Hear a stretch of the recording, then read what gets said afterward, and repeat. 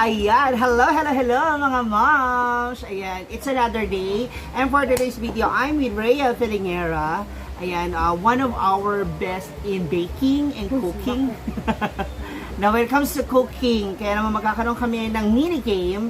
It's alphabetical game. Ayan, so from A to Z, mag-iisip kami ng mga klase ng ulam.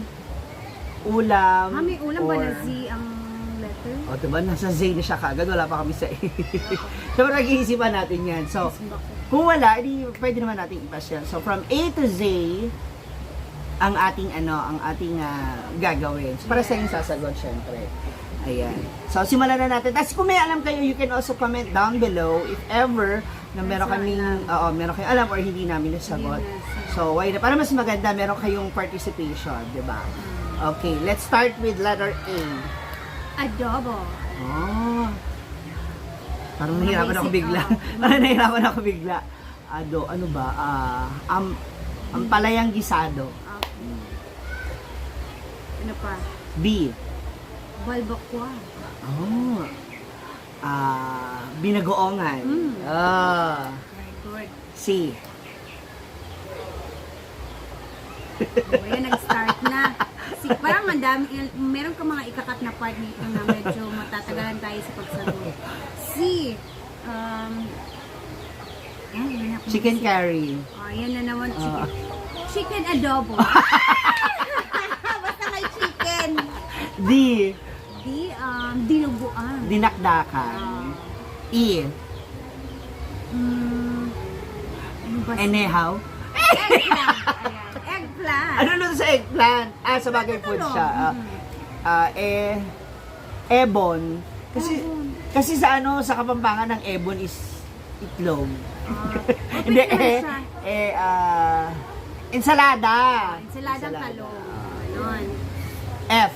F is, ano ba? Fried chicken. Ayun ka naman. Sige, fried baboy. Pwede.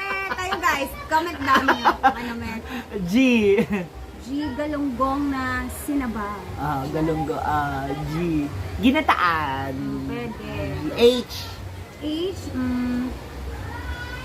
humba. Correct. H is, ano ba? Halang-halang. Halang-halang or Ayan. hinihaw. Huh? Hinihaw. H. I. Ay. Itlog. I. Ano ba yun?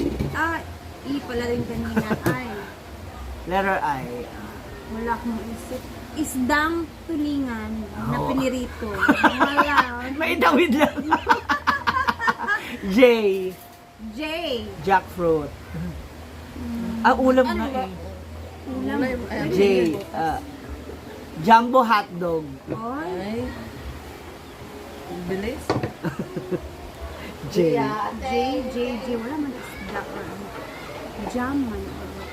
Wala akong masabi sa J. Kayo na bahala. Jackfruit is also inuulam eh. Hoy, hindi. Prutas. Putas na yun. Ano ba prutas doon? Binataan man yun. J. J. Wala din ako maisip. J. Japanese, Sumay. Somay. Ayan! Mastak siya. K. Kangkong. Kangkong. Caldereta. Yeah, tama Pwede, naman. pwede. Kaldereta. K. Bilisan mo yan. Para L. Now, L is for... Leche flan. Hindi man ulam yun. Oo nga pala, dessert pala yun. L. Ang hirap ng L. Lagang baboy. Ha? Wala. Parata tayo. L. Langka. Langka. Yes. Langkang ginisa. Langkang gata. Ginitaan. Langkang gata. LM. Manok na sinabaw. Maya-maya. Oh. Maya. That's a fish. Maya-maya. N. And nukos na adobo. Anong Nukos. Anong nukos? Yung parang ano siya. Lutong Bisaya din. Oh, pero nukos kasi yung tawag sa amin noon. Bisaya. Pusit, diba? Pusit ba? Pusit. Okay. Nilagang baboy. pwede. LNO. Utang ginisa. Ha? Utang. So hindi siya bayad. Utan na ginisa. Ganun na lang. Utan. Utan.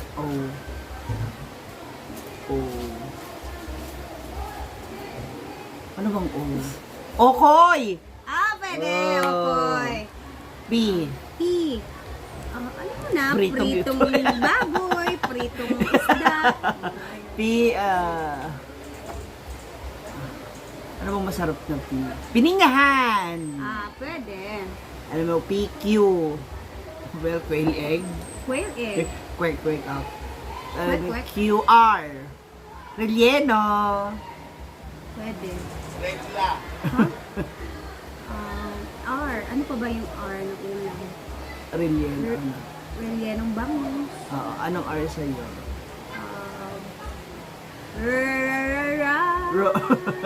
Wala, sa mga binibake mo, ano ba? Ulam nga pala tayo, ulam. Ulam tayo. R. Ano ba? Wala ako maisip sa R. Comment down below. Comment din guys kung may naisip ko. S. Sinigang. Sinigang or sweetened fish. Wait, David. Sweet and sour fish. Sweet and sour, yan. Yeah, the QRS, T. Ano mo na? Yung mga tinolang... Yeah. Akala ko, anong alam mo. Iba kasi naisip ko, tinola. Okay, sa akin is torta. Torta. Yes. Gulay. QRST. U. You. Upo. Upo. Upo. Upo ba? Ano ba sa you? Parang ang hirap ng you. Utang ginisa. Utang na naman.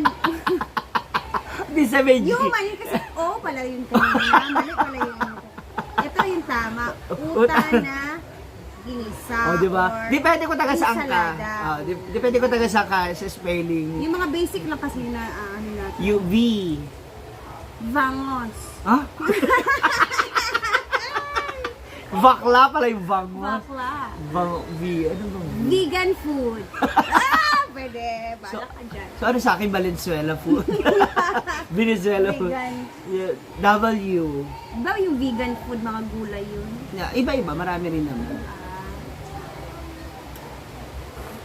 Venetianan. Alam mo na, mahilig tayo Vegetable sa mix. Vegetable mix. W.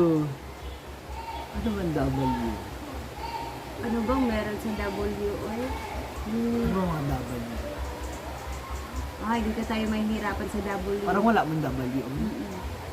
W. English. Pwedeng English na ano Ulam. natin. Whale shark. Whale shark. Fried whale shark. Ang laki nun, no? whatever. Parang mo mapiprito sa kawali ng buo yun. Oo.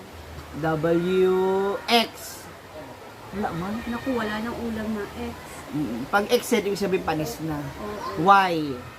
Painom. Y. Ano ba? Ang hirap kasi Anong mga gulay last letter isda? na. Y? Meron mo bang Y na ulam? Wala mang gulay na Y. Wala din gulay na... Ay, Comment Y. nga kayo, baka meron kayo dyan. W, X, Y, Z.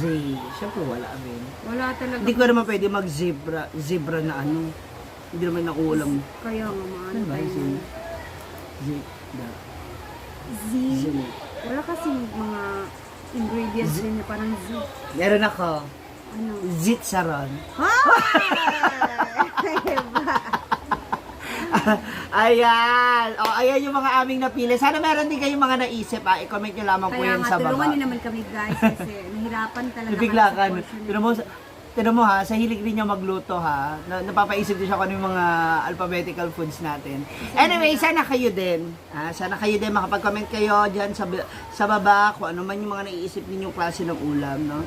Makipag-ano kayo sa amin. Ano na, gumawa lang tayo ng ulam na ano natin, yung gawa natin ng Z.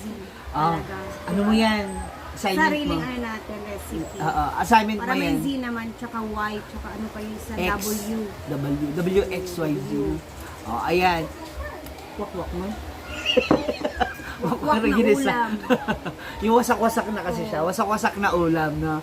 Ayan, maraming salamat for tuning in. Dito po kayo, Yes. together with Rhea Filingera, guys. Please do follow her sa kanyang YouTube and Facebook account. Maraming salamat! Thank you! Enjoy!